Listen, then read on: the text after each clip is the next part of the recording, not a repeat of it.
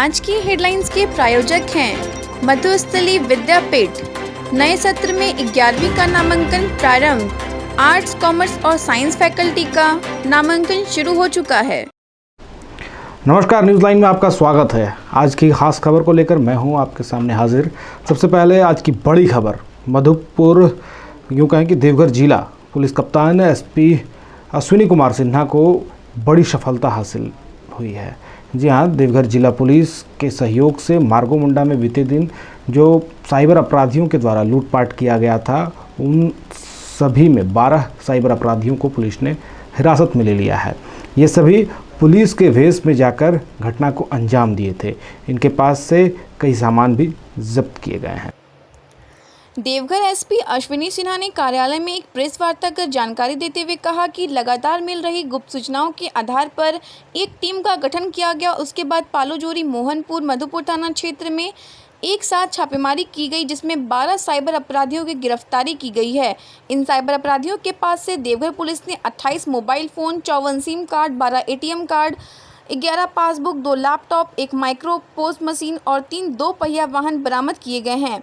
Deoghar SP Ashwini Sinha ने जानकारी देते हुए कहा कि यह सभी साइबर अपराधी पारंपरिक तरीके से लोगों की गाढ़ी कमाई मिनटों में गायब कर दिया करते हैं। यह सभी साइबर अपराधी फर्जी बैंक अधिकारी और कस्टमर केयर एग्जीक्यूटिव बनकर लोगों को केवाईसी कराने के नाम पर ज़रूरी डेटा हासिल कर इनके अकाउंट से पैसा गायब कर दिया करते हैं।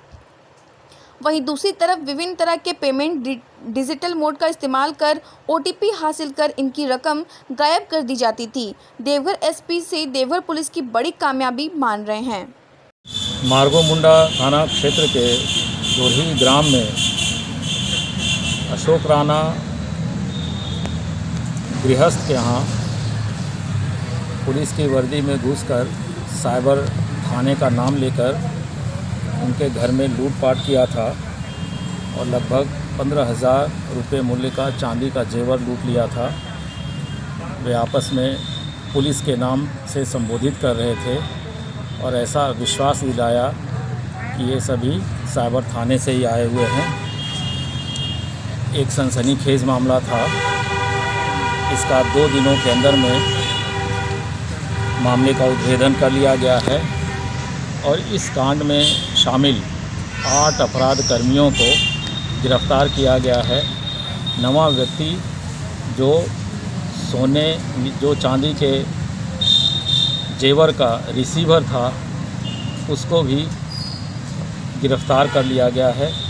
इस प्रकार कुल 9 अपराधकर्मी जो इस कांड में संलिप्त थे, सभी की गिरफ्तारी कर ली गई है और उनके पास से चांदी का 2 जोड़ा पायल, चांदी का कान का 1 जोड़ा झुमका, चांदी का बिछिया 6 पीस, खाकी वर्दी 2 सेट, एक वर्दी 3 स्टार वाला है, एक वर्दी 2 स्टार वाला है, 6 मोबाइल फ़ोन, काला रंग का पिट्ठू बैग और होंडा कंपनी का स्कूटी बरामद हुआ है। 2 दिनों के अंदर में डकैती की घटना का उद्भेदन करना, सभी अपराधियों की गिरफ्तारी करना और लूटे गए सामान का बरामद करना एक बड़ी उपलब्धि है। इसके लिए जो भी पुलिस पदाधिकारी, पुलिसकर्मी सम्मिलित हैं, उनको पुरस्कृत किया जाएगा। देवघर पुलिस देवघर जिले में हो रहे साइबर अपराधियों से लगातार मुकाबला कर रही है। लगातार गिरफ्तारियां भी हो रही हैं, लेकिन ताज़ा मामला देवघर पुलिस पदाधिकारियों और कर्मियों के लिए एक नई चुनौती बनकर आई है। पुलिस कार्यालय में एक प्रेस वार्ता का आयोजन हो रहा है, लेकिन एसपी साहब के सामने रखे टेबल पर बरामद किए गए वर्दी को देखकर आप भी समझ गए होंगे कि मामला गंभीर है। अब पूरे प्रकरण को भी जान लीजिए। दरअसल मार्गो मुंडा थाना क्षेत्र के दोरही गांव से 28 मई की रात 8 की संख्या में अशोक राणा के घर पर अपराधी पहुंचे, जिनमें कई पुलिस की वर्दी में भी थे। इन सबों ने खुद को देवघर पुलिस का साइबर पुलिस बताया और छापेमारी का नाटक भी करते रहे। इसी क्रम में चांदी के 15,000 के जेवरात लेकर यह सभी फरार हो गए। इसके बाद थाने में इसकी सूचना दी गई। देवघर एसपी अश्विनी कुमार सिन्हा ने एक टीम का गठन किया, जिसके बाद मार्गोमुंडा पथरोल सहित कई थाना क्षेत्र में छापेमारी की गई, जहां से 8 अपराधियों को गिरफ्तार कर लिया गया। इनके पास से पुलिस की वर्दी, 6 मोबाइल फोन, पिट्ठू बैग और एक स्कूटी भी बरामद की गई है। इसके अलावा देवघर पुलिस ने एक और उपलब्धि हासिल की। छापेमारी के बाद पूछताछ के क्रम में उन्होंने बताया कि जेवरात सुधीर पोद्दार दुकानदार को बेचा गया है, जिसके बाद पुलिस ने सुधीर पोद्दार को भी गिरफ्तार कर लिया। जेवरात, वर्दी, मोबाइल सहित अन्य सामान बरामद कर लिए गए हैं। देवघर एसपी ने कहा है कि अपराधियों ने लूट का यह नया तरीका अपना लिया है। लगातार साइबर मामलों में पुलिस छापेमारी करती रहती है, लिहाजा इसी का फायदा उठाकर इस घटना को अंजाम दिया गया था। घटना में संलिप्त सभी 8 अपराधियों की गिरफ्तारी कर ली गई है, जबकि दुकानदार की भी गिरफ्तारी की गई है।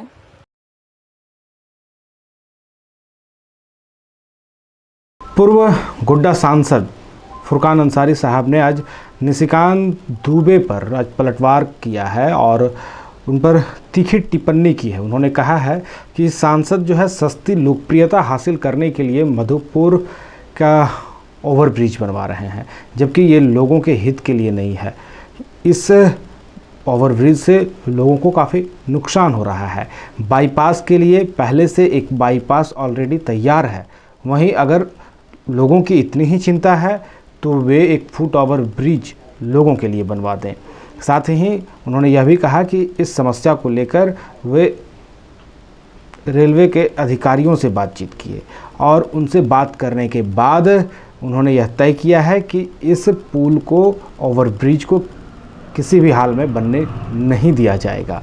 उन्होंने साफ तौर पर कहा कि गोड्डा सांसद सिर्फ हवाबाजी व बयानबाजी करते हैं, उन्हें बयान देने में महारत है। और करौ प्रखंड में लॉकडाउन व यूँ कहें कि स्वास्थ्य सुरक्षा सप्ताह की पूरी तरह से जो कोविड-19 के नियम हैं उन सबों की धज्जियां उड़ रही है। हाट बाज़ार में लोगों की काफ़ी भीड़ देखी जा रही है।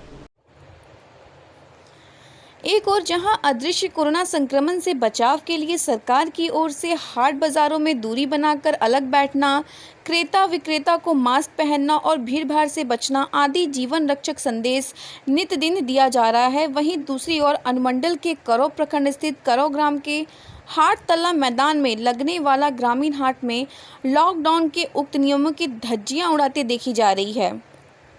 बहुत कम लोग मास्क में नजर आते हैं। प्रशासन के आने से लोग इधर उधर सक्रिय हो जाते हैं। उल्लेखनीय है कि प्रशासन द्वारा सभी दुकानदारों को दुकान के लिए जगह सुनिश्चित किया गया है, पर धीरे धीरे लोग भूलते गए, जो सोचनीय है। वहीं करौ प्रखंड में आज डॉक्टर BN मांझी के नेतृत्व में कोरोना जांच शिविर का आयोजन किया गया। इस अवसर पर करीब सैकड़ों लोगों का कोविड से संक्रमण का जांच किया गया। बुधवार को अनुमंडल के करौ प्रखंड स्थित सामुदायिक स्वास्थ्य केंद्र के सौजन्य व डॉक्टर BN मांझी के नेतृत्व में 1 दिवसीय कोरोना संक्रमण जांच शिविर का आयोजन स्थानीय करौ हटिया प्रांगण में किया गया, जिसमें हाट बाजार करने आए दर्जनाधिक महिला पुरुषों ने जांच कराया।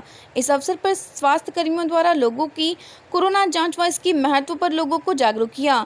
डॉक्टर मांझी ने कहा, कोरोना संक्रमण के बढ़ते प्रकोप से बचने के लिए जांच व टीकाकरण एकमात्र उपाय है। उन्होंने कहा, जहां मास्क पहनना जरूरी है, वहीं भीड़-भाड़ से स्वयं को दूर रखना भी जरूरी है। मौके पर मंतोष कुमार, सूरज कुमार, जयंत कुमार, जितेंद्र दास के अलावे सुरक्षा के लिए पुलिस बल के जवान मौजूद थे। करौ प्रखंड की आंगनबाड़ी सेविकाओं के द्वारा बेहतर कार्य किया जा रहा है। कोविड के दौरान वे घर घर जाकर लोगों की ऑक्सीजन, पल्स आदि की जांच कर रही हैं।